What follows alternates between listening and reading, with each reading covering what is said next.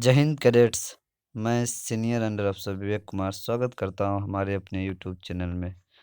आज मैं आप लोग को aims of NCC, motto of NCC, NCC के लिए शपथ, एनसीसी गीत की स्थापना कैसे हुई इसके बारे में मैं बताऊंगा। चलिए वीडियो स्टार्ट करते हैं।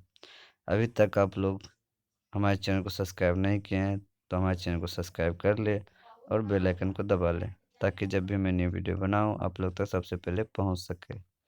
तो चलिए जानते हैं एनसीसी के उद्देश्य के बारे में।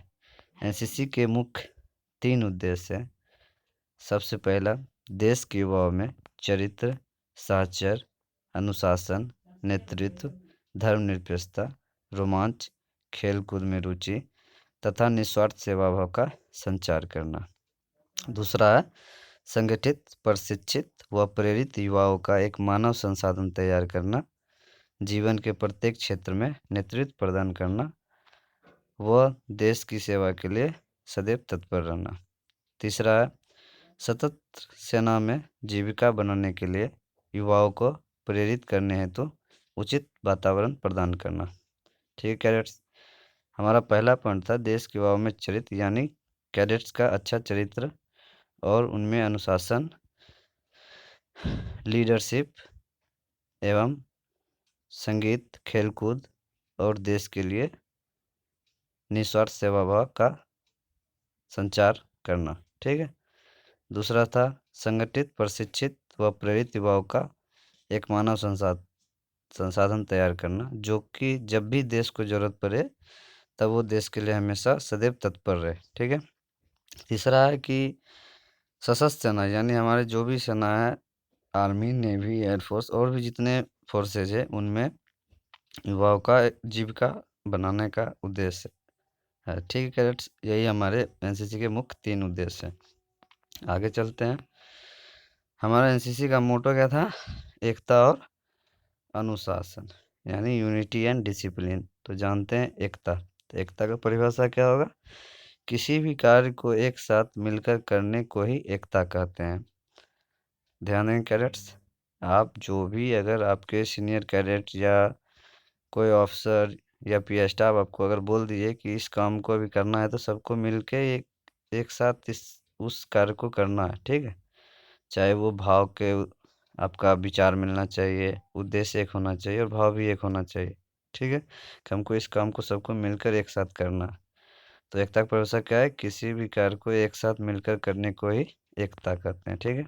आगे चलते हैं।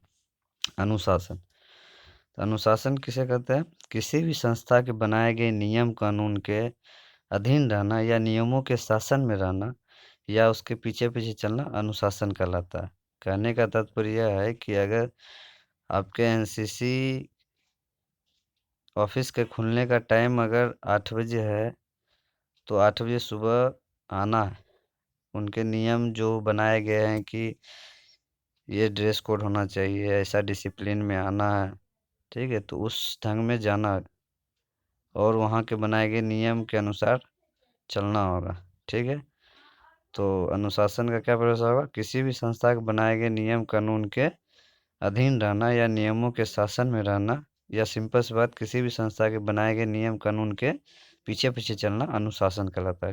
ठीक है कैडेट्स, आगे चलते हैं।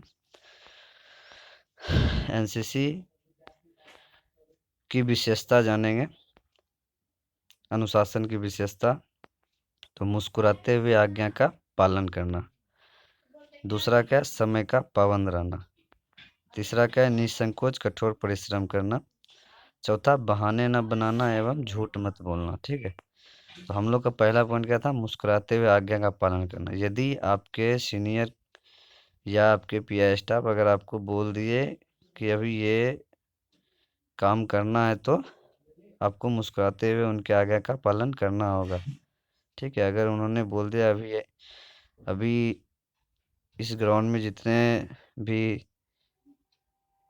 ईंट कंक्रीट यहाँ पे जमा है उनको यहाँ से हटाना है, तो मुस्कुराते हुए उसके आज्ञा का पालन करना है। ठीक है। दूसरा है समय का पाबंद रहना। जो हम लोग को अगर सीनियर या हमारे कैंप कमांडेंट अगर आपको बोल दिया जाए कि 9 बजे हम लोग का फॉलोइंग टाइम है, तो 9 बजे हम लोग को आना है, तो समय का पाबंद रहना, ठीक है, बी पंचुअल रहना, निसंकोच कठोर परिश्रम करना। कहने का तात्पर्य है कि अगर हमारे सीनियर द्वारा किसी भी कार्य को हमको करने के लिए बोला गया है कि अभी यहाँ ये काम हो जाना चाहिए, तो निसंकोच कठोर परिश्रम करते हुए इस काम को करना है, ठीक है। बहाने न बनाना एवं झूठ मत बोलना, चौथा पॉइंट। इसका कहने का तात्पर्य है कि अगर हम लोग को परेड में अगर हम लोग को मिलाया गया है तो निसंकोच हम लोग को परेड अच्छे से करना है, तो उसमें बहाना न बनाना है कि सर मेरा पेट दर्द कर रहा है, सर दर्द कर रहा है, हमसे नहीं होगा, ठीक है। तो ऐसा नहीं करना। पढ़ाई पढ़ाई के लिए भी अगर बोल दिया गया कि नहीं अभी ये क्लास होगी, तो सर हम लोग ऐसा नहीं कर सकते हैं, मेरा सर दर्द कर रहा है, पेट दर्द कर रहा है, तो ऐसा नहीं चलेगा, ठीक है।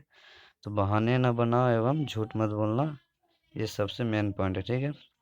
तो हमारे अनुशासन की 4 विशेषता थी जो आप लोग जान गए होंगे। आगे चलते हैं।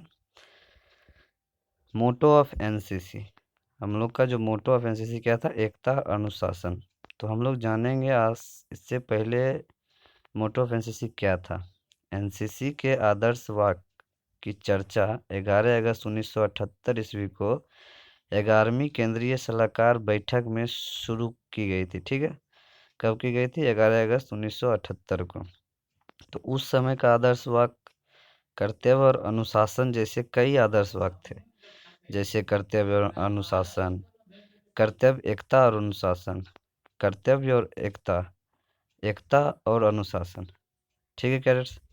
बाद में 12 अक्टूबर 1980 को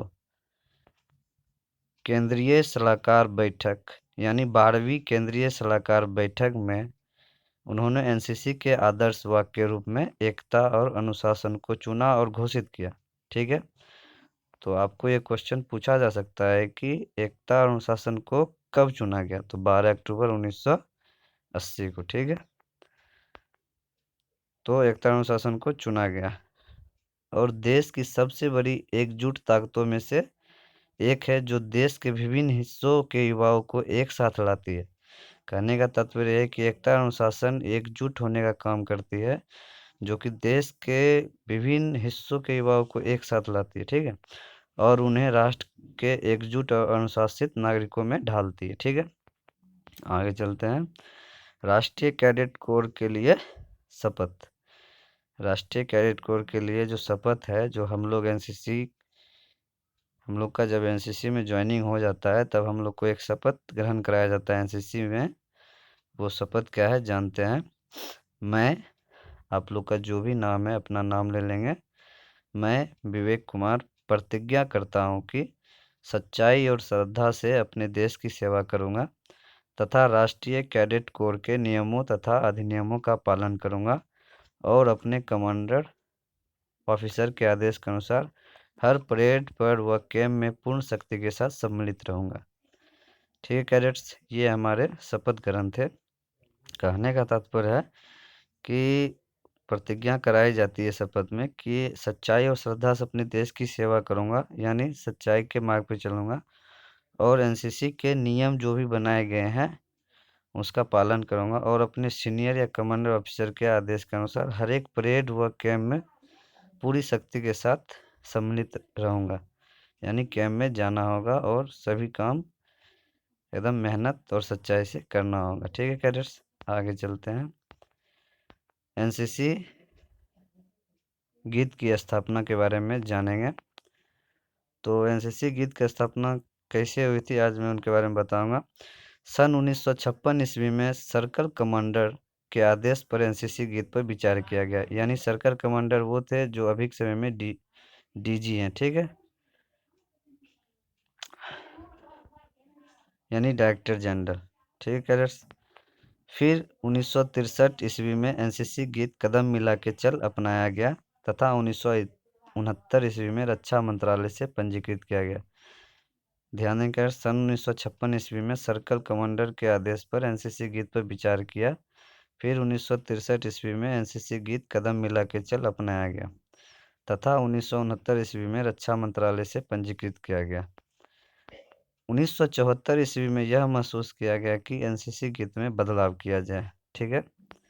इसके लिए निदेशालय को कुल 107 प्रविष्टियां प्राप्त किया जिसमें से केवल 8 प्रविष्टियों को ही चयन किया गया। सभी प्रविष्टियों को दिल्ली विश्वविद्यालय के डॉक्टर नागेंद्र द्वारा अपमानक बताया गया, जो कि उस समय के न्यायाधीश थे। किनके द्वारा? तो दिल्ली विश्वविद्यालय के डॉक्टर नागेंद्र द्वारा अपमानक बताया गया, जो उस समय न्यायाधीश थे। ठीक है, आगे चलते हैं। 1976 ईस्वी में श्री चिरंजीव द्वारा लिखे गीत को अनुमोदित किया गया था। फिर 1968 से 1969 ईस्वी में युवा समारोह के दौरान पहली बार चंडीगढ़ में हम सब हिंदी है गाया गया। कब गाया गया था? 68 से 69 ईस्वी में चंडीगढ़ में, ठीक है, हम सब हिंदी है गाया गया था, तथा डायरेक्टरी फिल्म में भी पेश किया गया था और गीत बहुत लोकप्रिय हुआ। इसके बाद डीजी एनसीसी बाद में, यानी डायरेक्टर जनरल एनसीसी बाद में रिपब्लिक डे कैंप, जिन्हें हम आरडीसी कैंप कहते हैं, शिविर में बार बार इस गीत को बजाया गया और 1980 ईस्वी में गीत से हिंदी शब्द को बदलकर भारतीय कर दिया। क्या कर दिया गया? हम सब हिंदी को बदलकर हम सब भारतीय कर दिया गया। ठीक है, और 1982 ईस्वी में आधारित एनसीसी गीत हम सब भारतीय है गाया गया। ठीक है, 1982 ईस्वी में पंडित विजय राघवन राव के निगरानी में दिल्ली के आकाशवाणी कलाकारों संगीतकारों की मदद से रिकॉर्ड किया गया। ठीक है, हालांकि इस गीत को किसने लिखा आज तक पता नहीं चला है। यह गीत एनसीसी के लिए नहीं बना था। श्री माथुर जी, जो पूर्व डीजी एनसीसी थे, अपने फाइल के सूचना में लिखते हैं। ठीक है, तो हमारा जो एनसीसी सॉन्ग था कैडेट्स, आप लोग देख सकते हैं, हम सब भारतीय हैं। ठीक है, तो ये हम सब भारतीय हैं, ये हम लोग का एनसीसी सॉन्ग है, जो कि हम लोग को भारतीय होने का गर्व कराता है और एनसीसी कैडेट गाने के लिए हमेशा तत्पर रहते हैं। तो कैडेट्स, आपको ये सारी जानकारी कैसी लगी? अगर ये जानकारी आपको अच्छी लगी तो हमारे वीडियो को लाइक करें, शेयर करें, और अभी तक आपने हमारे चैनल को सब्सक्राइब नहीं किया है तो हमारे चैनल को सब्सक्राइब कर लें और बेल आइकन को दबा लें, ताकि जब भी मैं न्यू वीडियो लाऊं सबसे पहले आप तक पहुंच सके। तो चलिए मिलते हैं नेक्स्ट वीडियो में। जय हिंद, जय भारत, जय एनसीसी। Thank you.